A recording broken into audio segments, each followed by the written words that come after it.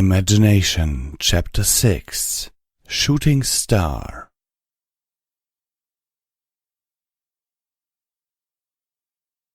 A feather, a locket, a few strands of mane. These were the physical items I had brought back from meeting the fictional characters I created. I had bought a small display case which I hung over my desk so I could look at them while I wrote my stories. They were there to remind me to treat my creations well. My encounter with Silk Light had showed me that they could be thankful if I did so, and it was a feeling that I enjoyed very much. Helping others had been the reason I had become a nurse after all. This time, however, I was at a total loss.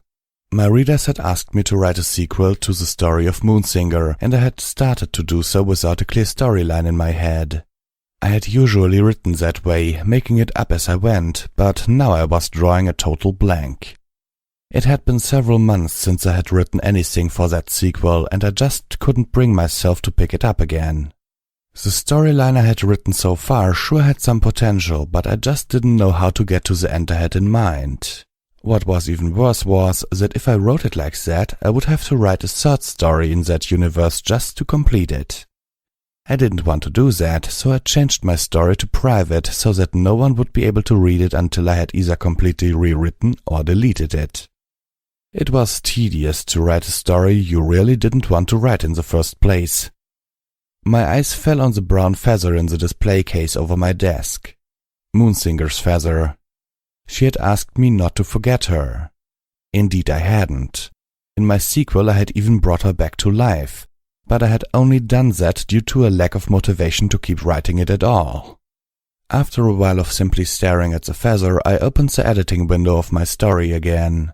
Staring at the few chapters I had written so far, I couldn't help myself but sigh. I had put so much work into it already, but I had run out of ideas halfway through my latest chapter. It was nothing less than frustrating. While staring at the screen, specifically at a dialogue between Moonsinger and her daughter, I was suddenly blinded by a flash of light. I felt my chair disappear from under me as everything around me changed.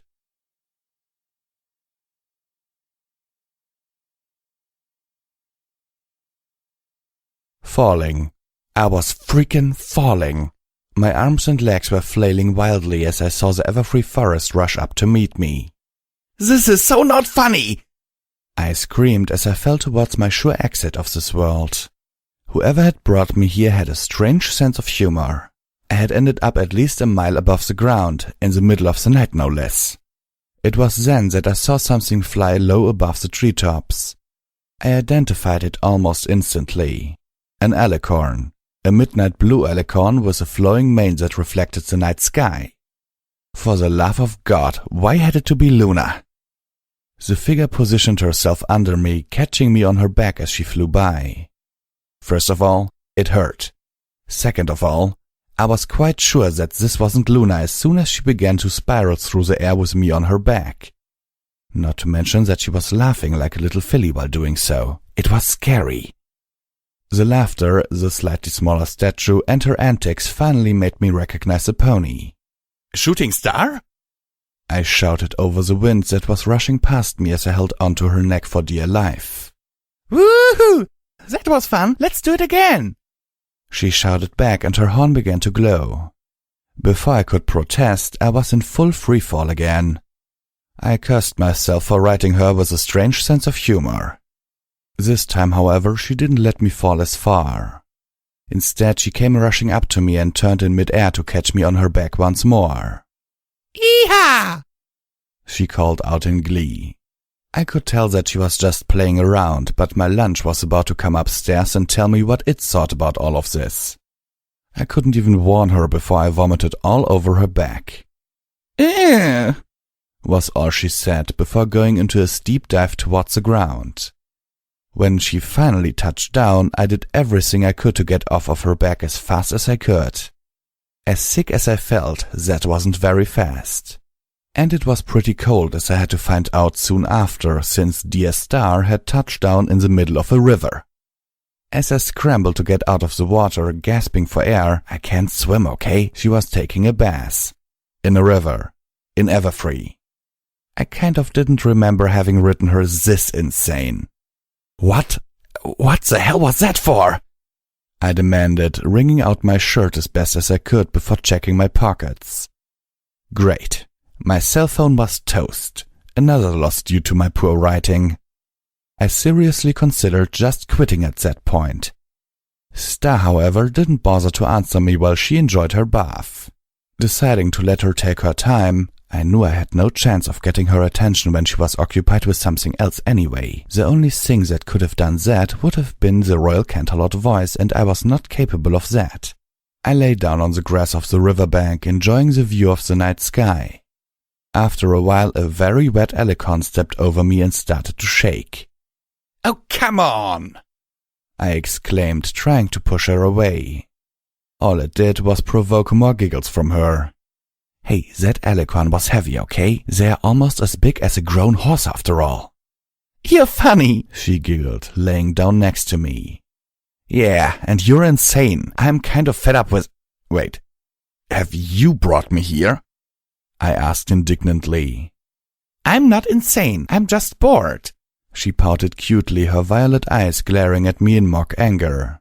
"The adults are talking about the situation with the alicorns of old. It's the only thing going on around here, but we don't seem to get anywhere," she added. Now I understood. Moonsinger, her stepsister, must have told her about me and that I was the one who decided what was happening in this world. She was sure one energetic filly. Maybe too energetic. Since I had stopped writing her story for the time being, and maybe forever, the least I could do was keep her company for a little while. Okay, I get it. You summoned me here somehow to have some fun, is that it?" I asked, and she nodded vigorously. All I could do was sigh and ask her what she had in mind. As it turned out, I was in for the night of my life.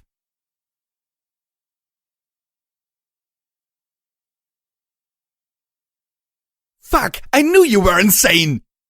I shouted as a pack of timberwolves chased me. Differently from the last time, I was a little faster and had more endurance, but there was no way I could take on even one of them. I turned a corner, running towards a clearing on which Shooting Star should have been waiting for me. That goof of an alicorn had wanted me to lure in some playmates and then send me off into the forest. Had I known she sent me straight into the den of a pack of timberwolves, I would have called her insane. Again. My lungs burned as I burst through the underbrush and onto the clearing, but Star was nowhere to be seen. She should have been there. My would-be killers didn't give me any time to ponder her absence, since they exited the forest directly behind me. Seeing no other option, I just kept on running, which was not easy due to the uneven forest floor and the burning in my lungs.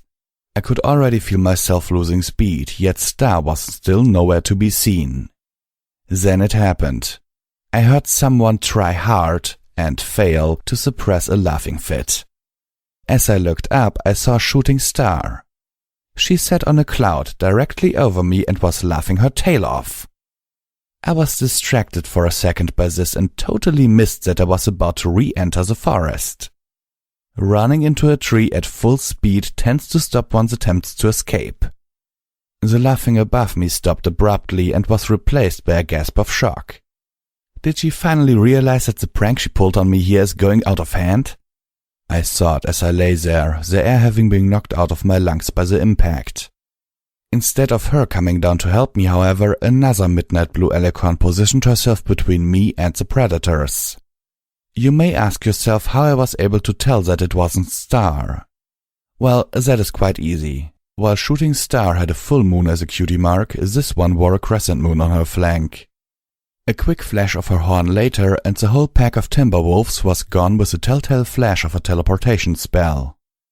Luna turned around and poked at me with a hoof until I began coughing, still trying to catch my breath. Relief seemed to wash over her when she saw that I was still alive. Looking up at her daughter, who tried to hide herself in the cloud, Luna took a deep breath. "I am very disappointed with you, young lady," she shouted, using her Royal Canterlot voice. "Come down here this instant!" A very ashamed-looking Shooting Star joined us shortly after. I had managed to sit up and lean against the tree I had bumped into. Breathing was still painful, but at least not as painful as it had been initially. I must apologize for my daughter, Zermak. I'm sure she meant you no harm, but she has been pretty bored recently, the former princess said to me, bowing her head. Oh great, Moonsinger. Did you tell every pony about me? Would have been quite the show if the Timberwolves had gotten him, I heard Star murmur under her breath. I wanted to reply to that when something flew at me. It was silver, shaped like a U, and hit me straight in the face. Dead center.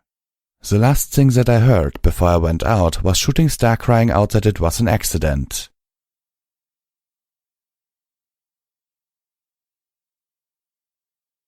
I woke up next to my desk with something heavy on my face. In that instant I was really glad that I didn't need my glasses anymore. Had I worn them, I might have lost an eye. When I sat up and the object fell into my lap, I saw that it was, indeed, a silver horseshoe.